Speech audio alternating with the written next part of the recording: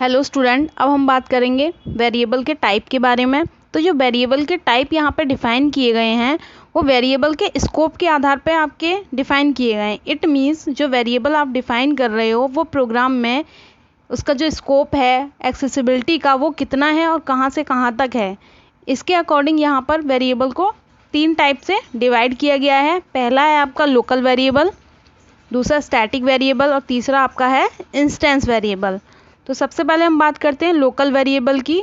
तो जो आपके लोकल वेरिएबल होते हैं वो ऐसे वेरिएबल होते हैं जो कि किसी क्लास के मेथड के अंदर डिफ़ाइन किए जाते हैं और उनकी जो एक्सेसिबिलिटी होती है वो मेथड के अंदर तक ही होती है। इट मीन्स ऐसे वेरिएबल जिनको हम प्रोग्रामिंग में किसी मेथड के अंदर डिफ़ाइन करते हैं और मेथड के अंदर ही उसको यूज़ करते हैं, ऐसे जो वेरिएबल आपके होते हैं वो आपके लोकल वेरिएबल कहलाते हैं।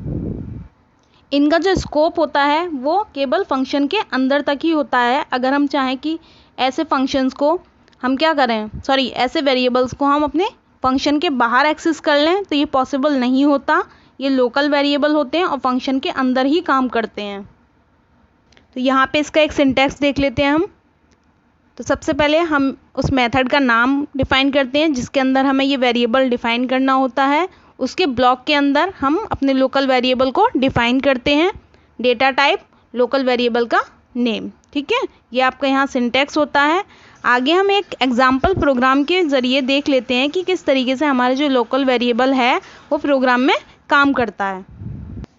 तो यहाँ पर मैंने एक प्रोग्राम बनाया है और उसको आपको साइड में रन करके भी दिखाया है। तो सबसे पहले यहाँ पे जो मैंने प्रोग्राम बनाया है उसमें एक क्लास ली है स्टूडेंट नाम की, जिसके अंदर एक मेथड लिया है मैंने पुट डेटा नाम का, ठीक है। तो उस पुट डेटा नाम का जो आपका मेथड है उसके अंदर मैंने इंट एज नाम का एक वेरिएबल लिया है।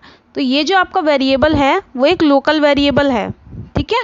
इसके बाद में मैंने इसको क्या किया है, प्रिंट करवा लिया है, ठीक है। तो प्रिंट करवाने के बाद में यहाँ फंक्शन का आपका जो ब्लॉक है वो क्लोज कर दिया है। इसके बाद में हमने अपना मेन मेथड डिफ़ाइन किया है, ठीक। मेन मेथड में हमने क्या किया है, इस क्लास से रिलेटेड एक ऑब्जेक्ट क्रिएट किया है।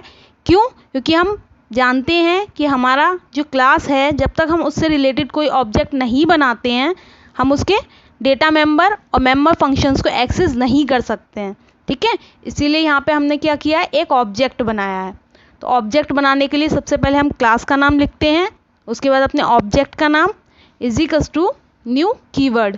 न्यू क्या है, यहाँ पे एक कीवर्ड है जिसका यूज़ हम ऑब्जेक्ट को क्रिएट करने के लिए करते हैं। उसके बाद हम अपना क्लास का नाम, ठीक है, जो आपका कंस्ट्रक्टर फंक्शन होता है उसको हम डिफ़ाइन करते हैं, ठीक है। नीचे आएंगे, उस ऑब्जेक्ट के साथ में हम क्लास के मेथड की कॉलिंग करेंगे, ठीक। इस तरीके से यहाँ पे जो आपका ये वेरिएबल बनाया गया है ये आपका कैसा है, लोकल वेरिएबल है। इसकी जो एक्सेसिबिलिटी होगी, इसका जो स्कोप होगा वो केवल इसके फंक्शन के अंदर ही होगा।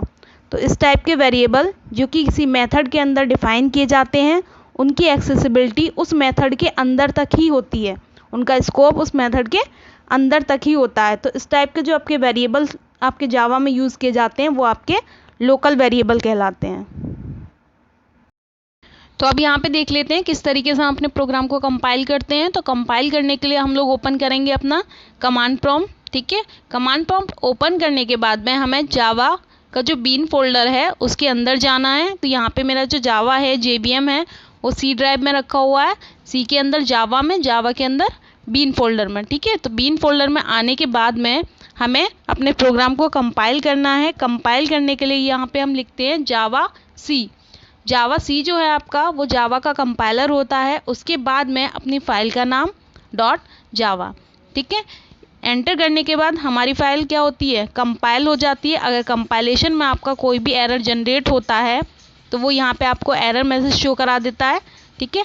अगर कोई एरर आपके प्रोग्राम में नहीं आ रहा है तो वो नीचे आ जाता है एंटर करके, ठीक है। उसके बाद में हम इसके क्या करेंगे, हमें सी फाइल मिल जाती है अपनी, इसको हम लोग इंटरप्रेट करेंगे। तो जावा आपका जो है लिखा हुआ है यहाँ पे वो आपका इंटरप्रेटर है। जावा के बाद में हम अपनी क्लास फाइल का नाम लिखते हैं स्टूडेंट, ठीक है। तो एंटर करेंगे तो यहाँ पे हमें अगर कोई एरर जनरेट होगा इंटरप्रिटेशन के टाइम पे, ठीक है, इंटरप्रेटर को कोई भी एरर जनरेट होगा तो वो यहाँ पे आपको शो कर देगा। अगर कोई भी एरर जनरेट नहीं होता है तो स्क्रीन पर आपका आउटपुट दिखा दिया जाता है। तो इस तरीके से हम अपने पूरे प्रोग्राम को रन करते हैं। तो अब बात करते हैं स्टैटिक वेरिएबल की। तो स्टैटिक वेरिएबल ऐसे वेरिएबल होते हैं जो कि किसी क्लास के अंदर डिफाइन किए जाते हैं और उस क्लास से रिलेटेड जितने भी हम इंस्टेंस बनाते हैं, इट मीन्स ऑब्जेक्ट क्रिएट करते हैं, वो सारे ऑब्जेक्ट इसको क्या करते हैं, शेयर करते हैं। और जब भी हम कोई स्टैटिक टाइप का वेरिएबल बनाते हैं तो यहाँ पर हम स्टैटिक कीवर्ड का यूज़ करते हैं। तो इसका सिंटैक्स देख लेते हैं। सिंटैक्स में हम स्टैटिक कीवर्ड का यूज़ करेंगे, डेटा टाइप डिफाइन करेंगे अपने वेरिएबल का और उसके बाद में उसका नेम। ठीक है, तो यहाँ पे एक प्रोग्राम के द्वारा इसको देख लेते हैं किस तरीके से हमने एक प्रोग्राम बनाया है। यहाँ पे हमने एक क्लास बनाई है वेरिएबल डेमो नाम की, जिसमें आपका एक क्या किया है, स्टैटिक वेरिएबल डिफाइन किया है काउंट, जिसकी वैल्यू इनिशियलाइज की है हमने 0। ठीक है, उसके बाद में हमने एक पब्लिक टाइप का अपना मेथड डिफाइन किया है इंक्रीमेंट, जिसके अंदर हमने काउंट की वैल्यू को क्या कर दिया है, इंक्रीज़ कर दिया है इंक्रीमेंट ऑपरेटर का यूज़ करके। उसके बाद में मेथड को क्लोज करने के बाद हमने अपने मेन मेथड को डिफाइन किया है। मेन मेथड में हमने इस क्लास से रिलेटेड 2 ऑब्जेक्ट बनाए हैं, एक ऑब्जेक्ट 1, दूसरा ऑब्जेक्ट 2, और उन दोनों ऑब्जेक्ट के द्वारा हम क्या कर रहे हैं, अपने फंक्शन की कॉलिंग करा रहे हैं। तो यहाँ पर आप देखोगे जब हम दोनों फंक्शंस के दोनों ऑब्जेक्ट के द्वारा अपने फंक्शन की कॉलिंग करा रहे हैं तो हमारा जो आउटपुट है वो सेम आ रहा है। क्यों? क्योंकि यहाँ पर जो आपका इंस्टेंस वेरिएबल है वो सेम टाइप के आपके क्या करता है, वेरिएबल को यूज़ करता है। तो इस तरीके से दोनों ऑब्जेक्ट के लिए जो आपका स्टैटिक वेरिएबल है वो कॉमन रहेगा।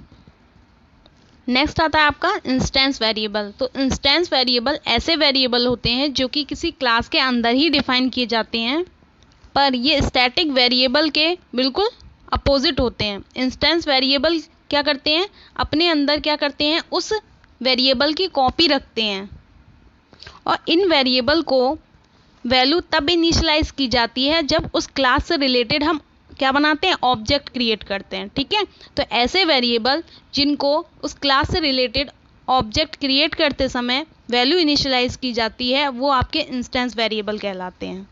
तो यहाँ पे इंस्टेंस वेरिएबल का हम लोग सिंटैक्स देख लेते हैं। एक क्लास ली हमने टैक्सेस नाम की, इसमें हमने एक इंस्टेंस वेरिएबल बनाया है इंट काउंट नाम का। ठीक है, अब इस इंट काउंट नाम के वेरिएबल को हमने यहाँ क्रिएट कर दिया, बट इसकी वैल्यू जो इनिशियलाइज करेंगे हम जब इस टैक्सेस नाम की क्लास से रिलेटेड इसका ऑब्जेक्ट बनाएंगे तब इनिशियलाइज करेंगे। तो ऐसा जो आपका वेरिएबल होता है वो आपका इंस्टेंस वेरिएबल कहलाता है। तो एक प्रोग्राम के द्वारा इसको समझ लेते हैं। यहाँ पर हमने एक क्लास बनाई है इंस्टेंस वेरिएबल डेमो नाम की, जिसके अंदर हमने पब्लिक टाइप का आपका स्ट्रिंग टाइप का एक वेरिएबल लिया है str1। ठीक है, दूसरा आपका प्राइवेट है स्ट्रिंग टाइप का str2। ठीक, उसके बाद में आपने यहाँ पे क्या लिया है, पब्लिक मेथड डिफाइन किया है जिसका नाम है इंस्टेंस वेरिएबल डेमो। ठीक, उसके अंदर हमने एक क्या लिया है, आर्गुमेंट पास किया है। ठीक है, आर्गुमेंट पास किया है स्ट्रिंग टाइप का emp नेम, और उसकी डेफिनेशन में हमने str1 को emp नेम वाला जो वेरिएबल हमने आर्गुमेंट लिया है उसको क्या कर दिया है, पास कर दिया है, मींस इनिशियलाइज कर दिया है।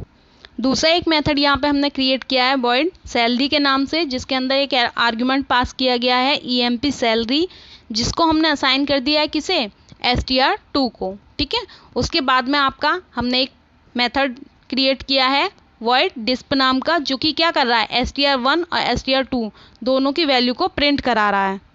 इसको क्लोज करने के बाद में हम अपना मेन मेथड क्रिएट करेंगे। मेन मेथड में सबसे पहले हम लोग क्या कर रहे हैं, हमारी जो क्लास है उससे रिलेटेड ऑब्जेक्ट क्रिएट कर रहे हैं। तो पहले क्लास का नेम, उसके बाद obj = न्यू और आपका जो कंस्ट्रक्टर बनता है, ठीक है, उसका नाम लिखेंगे। आपने देखा यहीं पे हमने क्या किया, वैल्यू इनिशियलाइज कर दी है अपने str1 की।